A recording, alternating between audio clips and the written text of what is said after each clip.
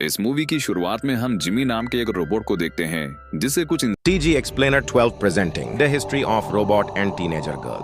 इंसान परेशान कर रहे थे।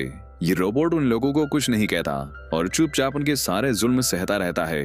वो लोग उसे धक्का देकर गोबर में गिरा देते हैं जिसकी वजह से वो बेचारा गंदा हो जाता है, लेकिन इतने अपमान के बाद भी वो उन्हें कुछ नहीं कहता। जिमी चाहता तो वो उनसे लड़ सकता था, लेकिन किन्हीं कारणों की वजह से उसने अपने अंदर के फाइटिंग मैकेनिज्म को स्विच ऑफ कर दिया था, जिसकी वजह से उसे ना ही गुस्सा आता था और वो ना ही कभी खुश होता था। उसके अंदर सिर्फ दयालुता की भावना थी, फिर चाहे उसे कोई मार ही क्यों ना डाले। उन सोल्जर्स के जनरल अपने आदमियों को जिमी को परेशान करने से रोकते हैं और वो जिमी को कहता है कि वो अपना मुंह धोकर फिर से काम पर लग जाए। जिमी जब नदी किनारे अपना मुंह धोने जाता है तो सैम नाम की एक लड़की उससे मिलने आती है। सैम को उसके लिए बहुत बुरा लग रहा था, पर जिमी उसे कहता है कि अब यही मेरी जिंदगी है और मुझे इसका जरा भी पछतावा नहीं। जिमी उसे बताता है कि उसे देखकर उसे किसी की याद आ गई। जिमी उस शख्स के बारे में ज्यादा जिक्र नहीं करता, लेकिन उसके बारे में बात करके उसे बहुत तकलीफ हो रही थी। सैम उसके लिए एक फूलों का ताज बनाती है और उसके सिर पर रखकर वहां से चली जाती है। हम देखते हैं कि उसके इस छोटे से एक्शन की वजह से जिमी के अंदर फीलिंग्स आने लगती हैं। जिमी को इससे पहले किसी ने भी इतना प्यार नहीं किया था, इसलिए उसकी प्रोग्रामिंग चेंज होने लगती है और अब वो प्यार को महसूस करने लगा था। देर रात को हम देखते हैं कि वो सोल्जर्स जो जिमी को परेशान कर रहे थे, उनकी गंदी नजर सैम के ऊपर थी। जनरल समेत सभी सोल्जर्स सैम का रेप करने की प्लानिंग करने लगते हैं। उस गांव में सैम को बचाने वाला और कोई नहीं था, क्योंकि पूरा गांव उनके गुस्से से डरता था। लेकिन जब वो सैम को पकड़कर उसके साथ जोर जबरदस्ती करते हैं, तभी कोरा नाम की एक लड़की उन्हें रोकने के लिए उनके सामने आकर खड़ी हो जाती है। उन सोल्जर्स को लगा कि ये लड़की कोई आम किसान है, लेकिन उसे कम आंकना उनकी सबसे बड़ी गलती थी। हम देखते हैं कि कोरा उन सभी को मार डालती है और अंत में सिर्फ जनरल ही बचता है, वो भी इसलिए क्योंकि उसने सैम के सिर पर हथियार रखा था। इसी बीच वहाँ जिमी आ जाता है। जनरल उसे ऑर्डर देता है कि वो उस लड़की को मार डाले, लेकिन सैम को खतरे में देखकर जिमी अपना मन बदल लेता है और वो उल्टा जनरल को ही शूट कर देता है। किसी को समझ नहीं आता कि जिमी ने ऐसा क्यों किया। वो तो उन लोगों का वफादार था, लेकिन जिमी बिना कुछ कहे सुने वहां से भाग जाता है। सभी किसान बहुत डरे हुए थे, क्योंकि उन्होंने एडमिरल नोबल के सोल्जर्स को मारा था। वो जानते थे कि नोबल अनाज लेने के लिए हमारे गाँव में दोबारा आएगा और जब वो देखेगा कि हमने उनके लोगों को मार दिया तो वो हमारे पूरे गाँव को जलाकर राख कर देगा। कोरा उन्हें कहती है कि आप हमें लड़ना होगा, क्योंकि अगर हम नहीं लड़े तो हम मारे जाएंगे।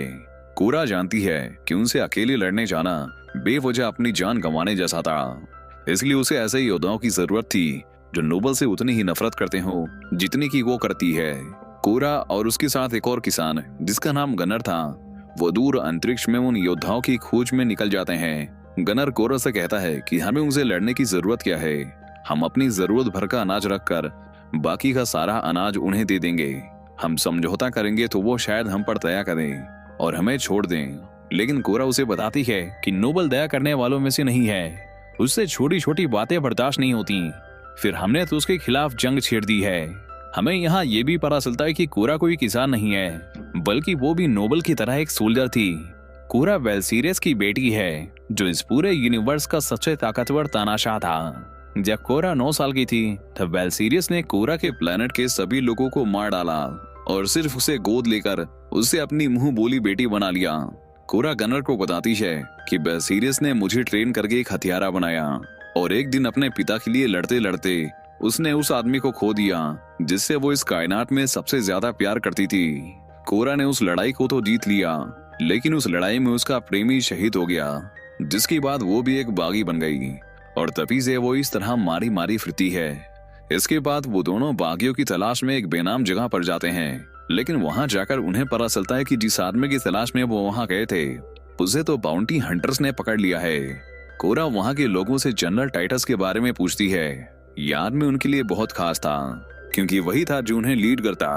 एक एलियन उन्हें बताता है कि वो कहां पर है, लेकिन वो उन्हें साथ ही साथ ये चेतावनी भी देता है कि वो उसके पास ना जाएं। वो बताता है कि आखिरी बार जो बाउंटी हंटर उसके पास गया था, टाइटस ने उसका सर काट दिया। इसी बीच एक एलियन गनर को सेक्सुअली हैरास करता है। कोरा उसे गनर से दूर रहने को कहती है, लेकिन वो एलियन अपनी हरकतों से बाज नहीं आता और उसे मारने के लिए अपने गुंडे ले आता है। कोरा गनर को बचाने के लिए उन सभी लोगों को मार डालती है। इस लड़ाई में उनकी मुलाकात एक और शख्स से होती है। इस आदमी का नाम काय है। वो कहता है कि मुझे पता चला कि तुम बागियों की तलाश कर रहे हो काई ऐसे लोगों को जानता था जो नोबेल और उसके साम्राज्य से नफरत करते थे।